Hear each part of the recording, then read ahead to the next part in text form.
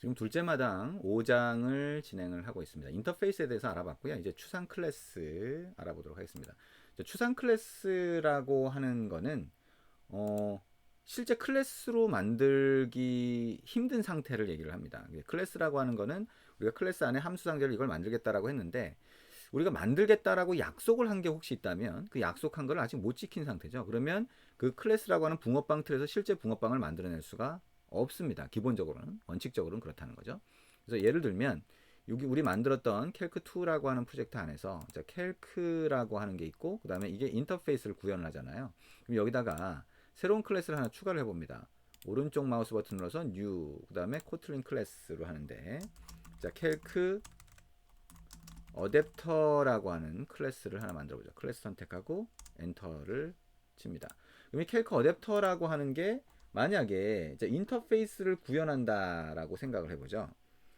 뭐 그러면 여기 인터페이스 캘큘레이터 이렇게 쓸 수가 있을 겁니다. 그러면 여기 이 인터페이스 안에 add라고 하는 함수를 구현하겠다고 약속을 해놨잖아요. 근데 아직도 그 약속을 못 지키는 상태다라고 하면 얘가 abstract라고 하는 걸 사용할 수가 있습니다. function add 아까처럼 a int b int 그 다음에 여기에 int 이렇게 사용할 수가 있는 거죠.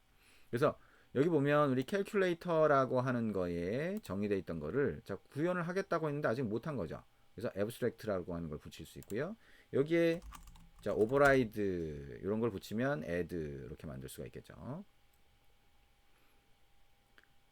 자, 그리고 여기 이제 함수에다가 abstract라고 붙이면 얘가 이제 추상 클래스라고 하는 거 안에 얘가 들어가야 돼요. 그래서 이 앞에다가 abstract 이렇게 붙여주면 됩니다.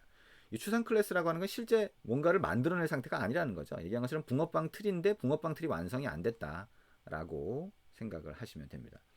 그러면 이 abstract라고 하는 클래스가 만들어졌는데 그러면 이 abstract라고 하는 클래스, 추상 클래스라고 하는 걸 이용해서 우리가 뭔가를 할 수가 있겠다. 그럼 어떻게 하냐? 자, 새로운 클래스를 하나 만드는데 계산기 클래스를 만드는데 자, 클래스를 calc2라고 한번 해볼게요. 그리고 클래스 선택하고 엔터를 칩니다.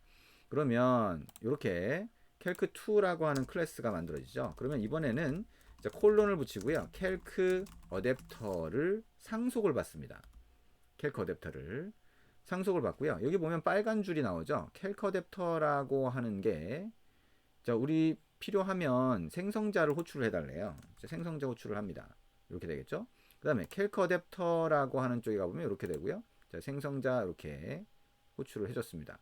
그리고 또 에러가 이렇게 표시가 되죠. 그래서 이 에러를 확인을 해보면 이 에러는 우리 아직 구현이 안 됐으니까 클래스 안에서 add라고 하는 함수를 구현해 달라고 하는 겁니다. 그러면 override function add a int b int 그 다음에 int 이렇게 되겠죠. return a plus b 우리가 이제 함수 상자를 그대로 다 만들어 버리면 이렇게 구성이 될 겁니다. 그래서 이 calc 어댑터라고 하는 거는 아직 다 구현이 안 된 상태일 때 이렇게 쓸 수가 있다. 그러면 calculator라고 하는 이 calc 어댑터는 그럼 왜 쓰냐? 추상 클래스는 왜 만드는 거냐? 만약에 우리가 약속을 정할 때 빼기도 만약에 약속을 해봤다고 해보죠. subtract 빼기도 이렇게 정의를 했다라고 하면 calc 어댑터라고 하는 데서도 빼기라고 하는 거를 구현할 수가 있겠죠. 그러면 여기에서는 빼기라고 하는 함수를 calc 어댑터에서 아예 미리 구현을 해 놓는 거예요. 이렇게 return a 빼기 b가 되는 거죠. 그래서 이거를 미리 구현을 해 놓겠다. 그래서 여기에 override 이렇게 하게 되면 이게 분모 클래스 이 인터페이스에서 약속을 해놓은 이 빼기를 미리 구현해 놓는 거예요. 그러면 calc2가 상속을 받게 되면 여기서는 할 필요가 없는 거죠. 이미 여기 구현이 돼 있으니까. 이게 이제 어댑터라고 하는 게 하는 역할입니다. 추상 클래스가 하는 역할이죠. 뭐 이름을 보통 어댑터 패턴이라고 부르는 게 있는데 그게 이런 추상 클래스를 보통 얘기를 합니다. 그래서 뭐 추상 클래스가 아닐 수도 있지만 중간에 뭔가 미리 구현해 놓는 역할을 하는 거죠. 그래서 calc2라고 하는 거는 calc 어댑터를 상속한다. 그리고 그 과정에서 남아있는 것들, 우리가 구현해야 되는 것들만 이렇게 구현할 수 있다라고 생각할 수가 있겠죠. 자, 지금까지 이렇게 보면 우리가 추상 클래스가 어떤 건지를 이해할 수가 있죠. 그죠? 그러니까 추상 클래스라고 하는 거는 아직 완벽하지 않다. 왜? 함수를 뭔가 빼먹은 거예요. 함수를, 자, 메소드 또는 함수라고 부르는 클래스 안에 들어있는 함수 상자를 다 만들지 못한 상태. 그래서 그거는 아직 놔둔 거죠. 앱스트랙트라고 하는 걸 붙여서. 그러면 그거를 상속해서 구현하는 쪽에서 완성을 해줘야 돼요. 그래야 실제 붕어빵을 만들어낼 수가 있는 거죠. 자, 그렇게 생각할 수가 있고, 그러면 이게 인터페이스하고 추상 클래스의 개념은 대충 이해가 될 것 같습니다. 이제 중요한 거는 여기서 이제 원타임 객체라고 하는 거를 이제 한번 만들어 보자라고 하는 겁니다. 이 부분이 중요한 내용이 되겠죠, 이번 장에서. 우리가 다시 기억을 더듬어 보면 이 붕어빵 틀이라고 하는 클래스를 만들어야 실제 붕어빵을 거기서 만들어낼 수 있죠, 인스턴스 객체를. 근데 인터페이스는 그걸 만들 수 있는 상태가 아니에요. 약속만 한 거잖아요. 그 다음에 캘크 어댑터라고 하는 것도 추상 클래스니까 아직 완성이 안 됐으니까 만들어낼 수 있는 상태가 아닙니다. 그렇죠? 근데 이 경우에 예외적으로 우리가 만들 수 있게 해놨어요, 방법을. 무슨 얘기냐? 자, 우리 이 액티비티 main.xml에 가서 버튼을 좀 더 추가를 해볼게요. 버튼을 이 밑에다가 하나 추가를 하고요.